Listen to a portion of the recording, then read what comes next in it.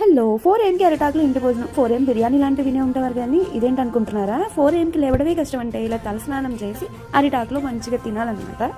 నేను తలస్నానం చేసి కిందకి వచ్చేసరికి 4:20 అయ్యా. ఇందుకే ఈ 4 AM లంచ్ అరిటాకులో ఏంటి ఏం చెప్తుంది అనుకుంటారా? ఎస్ అండి, ఉండ్రాలు తద్ది చేసే వాళ్ళకి తెలిసే ఉంటుంది.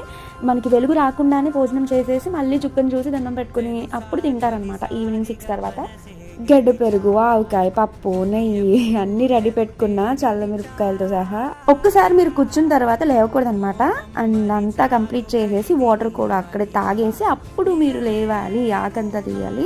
ఇదంతా సర్దుకుని తినేసరికి నాకు 5 o'clock అయిపోయింది. ఇప్పుడు పైకి వెళ్దాం రండి. వెలిగి రాకుండా ఫస్ట్ అయితే భోజనం కంప్లీట్ చేసేసాం. సరదాగా మా టెర్రస్ పైకి వెళ్దాం. ఈవినింగ్ ఏ మబ్బు వర్షం లేకుండా చుక్కలు త్వరగా వచ్చేయమని వేడుకుందాం. బికాస్ మనం తినాలంటే చుక్క రావాలి. చిమ్మ చీకట్లో నా పట్టీల సౌండ్ వింటుంటే అసలు చంద్రముఖి గలగల సౌండ్ లా అనిపించింది.